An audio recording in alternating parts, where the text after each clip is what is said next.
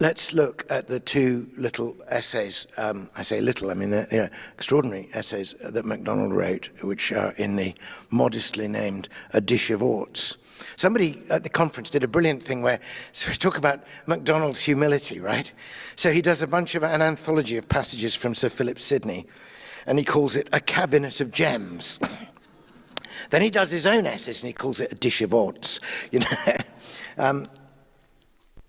In fact, it is, of course, a cabinet of gems. So here's something that MacDonald says in his essay on the fantastic imagination, where he imagines an interlocutor, a sort of Eustace Scrubb, if you like, again, you know, Mr. Vane before his enlightenment, saying, well, what do you think you're about? What are you writing these nonsense stories for, you know? If you write as you write, says this person to MacDonald, MacDonald's made it, you write as if a fairy tale were a thing of importance. Must it have a meaning? MacDonald replies, it cannot help having some meaning. If it have proportion and harmony, it has vitality, and vitality is truth. Beauty may be plainer in it than the truth, but without the truth, the beauty could not be, and the fairy tale would give no delight.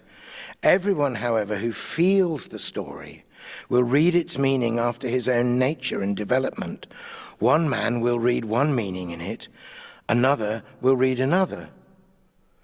If so, how am I to assure myself that I'm not reading my own meaning into it, but yours out of it? These are all the pressing questions of sort of, you know, death of the author and reader reception theory before they're ever heard of. If so, how am I to assure myself? MacDonald replies, why should you be so assured? It may be better that you should read your meaning into it. That may be a higher operation of your intellect than merely reading mine out of it. Your meaning may be superior to mine. That's an extraordinary thing to say. He trusts that the images that have come to him out of the depths of his imagination, shaped as he believed Coleridge had shown in the image of God, as in some sense a repetition in the finite mind of the eternal act of creation in the infinite I am, is how Coleridge put it, that there will be something and there may be more than he knows. And then, suppose my child asked me what the fairy tale means, what am I to say? Great rebuke now. If you do not know what it means, what is easier than to say so? Gosh. The shocking moment when a grown-up admits ignorance to a child. There might be danger that a real education would begin at that point. If you do see a meaning in it, it's there for you to give him. A genuine work of art, this is key, must mean many things. The truer it is, its art, the more things it will mean. It is there not so much to convey a meaning as, wait for the big verb, not so much to convey a meaning as to wake a meaning. And that's very much the experience, obviously, that Lewis had and that have many have had. He concludes that part of this essay by saying, for my part, I do not write for children, but for the childlike, whether 5 or 55 or 75. And you can see that's where Lewis got his little dedication to Lucy Barfield about, you know, little girls grow quicker than books, but it may be that their time will come when you're old enough to take this story off. So there's a clear thing that the children's stories are for us as adults. I go further. The best thing you can do for your fellow, next to rousing his conscience, is not to give him things to think about, but to wake things up that are in him, or say, to make him think things for himself. The best nature does for us is to work in us such moods in which thoughts of high import arise. Does any aspect of nature wake but one thought?